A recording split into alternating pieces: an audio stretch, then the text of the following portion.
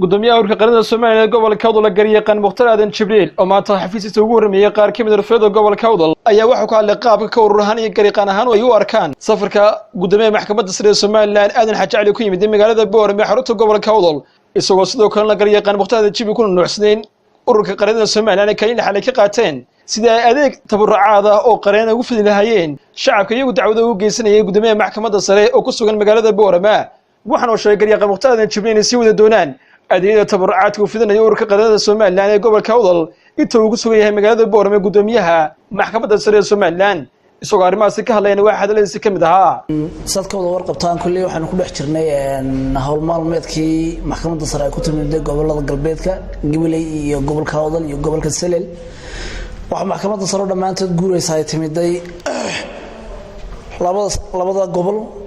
iyadoo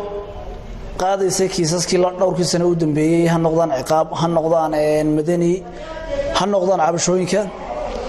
ururka qaranada Soomaaliland guud ahaan si la mid ah isaguna waxa uu ku sugan yahay gobolada galbeedka Soomaaliland hadii ay gudida sare ururka qaranada iyana gudoomiyaha gobolka dhammaan qaranada gobolka waxaanu kala qayb qaadanaynay sida dadweynaha uga caawin lahayn adeegyada sharci ee ku ogaan awoodi kareen inay qareen qabsadaan si tabarucaan ugu shaqeyn lahayn runtii maxkamadda sare door muhiim ah ayay doorkan ciyaartay oo xukuumadda garta ay ku qaaday gobolkan xataa waxay israaciyeen go'aanadii bulshada ay u soo saaraan seenay noqon sidii hore oo muddo badan la sugu jiray markay yimaadaan markay la noqdaan runtii waxaan caawinay dad aad u tiro badan oo arkaysan dadka xafiiska fadhiya waxay ka mid yihiin dadka aan adeegyada u qabanaynay waxaan ka caawinay habka ay uga caban karaan laamaha ciidamada booliiska xeelaalinta maxkamadaha nin walba waxaan u tilmaamaynay halka cabashadiisu ay khusayso maadaama qofka aan garanayn qoraalkan uu ka cabanayo cid awood leh wax ka qabashadeeda runtii gudoonka maxkamadda sare iyo bahdan cadaaladda la socotaan iyaguna dardargelin badan oo labada gelinaba ay sameeyeen waxaan ruuxnaa imika labadii isbuuc ee u dambeeyay maxkamadda sare ay joogtay gobolada galbeedka ilaa 5 galabnimo ayaan dadweynaha u shaqeynaa oo ka caawinaa adeega sharciyada ururka qaranada wuxuu ku guuleystay inuu soo bandhigo dad maxaabiis ah oo far badan oo ku jira xabsiyada oo u xidhnaa ganaax ay ka dhamaadeen xadhiga runtii oo sidoo kale saraakiisha ciidanka asluubtuna ay si fiican oo la qaateen in dadka noocaas ay liiskooda ay u soo gudbiyeen xafiisyada ku shaqeeya maxkamadaha iyo guddoonka maxkamadda sare ay hordhigeen lana sii daayay sidii aad warbaahinta ka arkiiseen sidoo kale waxa jira dad fara badan oo ku xidhnaa xabsiyada saldhigyada lagu hayay oo u xidhnaa arrimo madani sidoo kale wana la qaateen saraakiisha booliisku in wixii madani ah ay iska sii daayaan si loogu kala baxo maxkamadaha